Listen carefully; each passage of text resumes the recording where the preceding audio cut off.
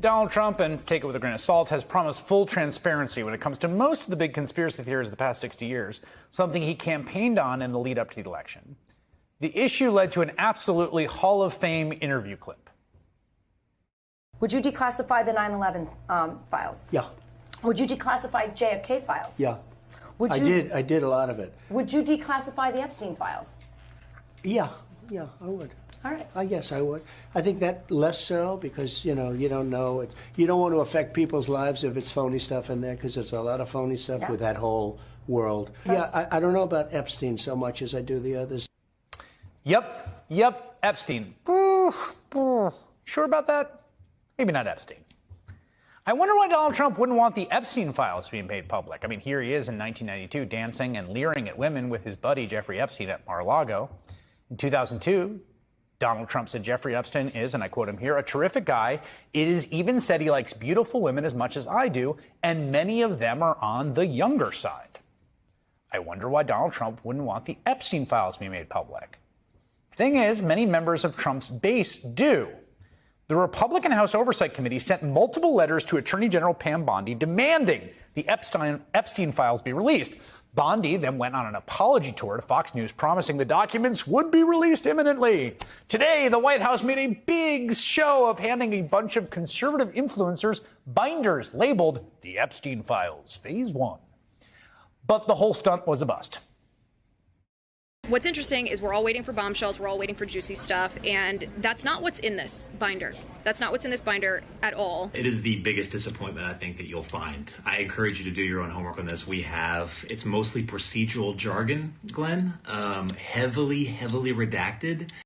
Congresswoman Anna Paulina Luna, the Florida Republican leading this charge, said of the binders, all caps, "This is not what we or the American people asked for, and a complete disappointment." And the Republican-controlled House Judiciary Committee made a post claiming to link to the Epstein files that actually directed folks to the music video for Rick Astley's Never Gonna Give You Up.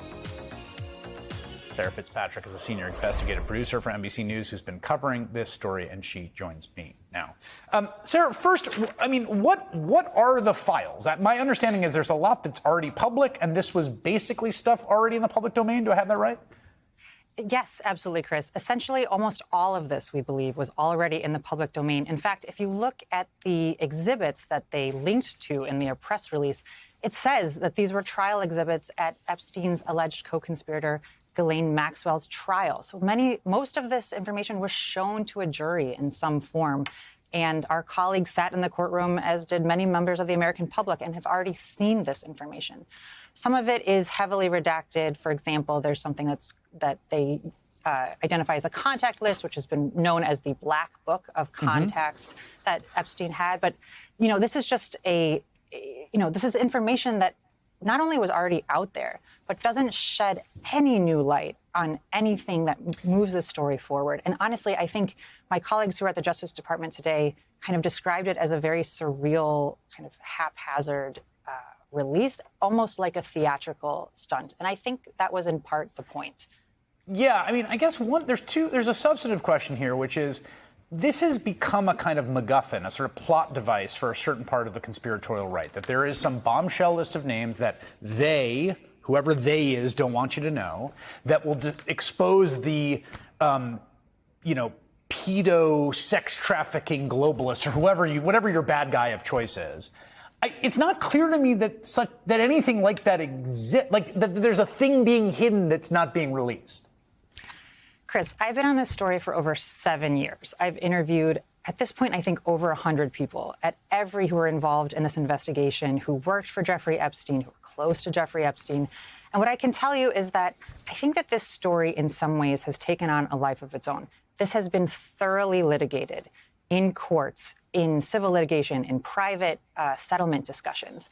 And yes, there is a huge volume of information that has not been released to the public. For example, the 302s of when the FBI interviewed victims. Those are generally not released to the public. And so there is information that is out there. But whether or not, as you say, it contains these bombshells, you have to remember that under many, many different presidencies, jurisdictions, we've had the Southern District of New York, who had multiple ongoing investigations, even after Epstein and Ghislaine Maxwell's trials, into alleged co-conspirators. into Prince Andrew, into other people that were around him. And those ultimately did not come to trial. So I think, yes, there is this view. And I think it's also really important, today. Why was it today? This information is in some cases decades old. DOJ has had access to this information for a very long time. And no one today that I talked to could give me a clear reason about why this happened today, with the exception of one very senior Department of Justice official who said that they perceived the purpose and the timing of this as a distraction from other matters. And I think that is a very, very telling statement. Yeah. We don't know what those other matters are, though, do we? We don't know precisely, but I think, as you've reported on your show, there are so many things happening across the Justice Department at every level that are extremely concerning to the staff there, as well as outside observers. And so I think this effort, is an indication of an effort to not have us answering those substantive questions. I should note that one of the lawyers for one of the victims, Spencer Kuvin, says, I don't think there's anything new out there. This isn't a news story. It's a publicity stunt. He's worked on the case since 2005, representing 9 victims, including victim number 1. The only reason I can think of them to do this is to release certain names that will embarrass the Democrats. Kuvin said, of course, there were all kinds of names. They're the same names that we've seen multiple times. Sarah Fitzpatrick, excellent reporting. Thank you so much for downloading that for us. Always.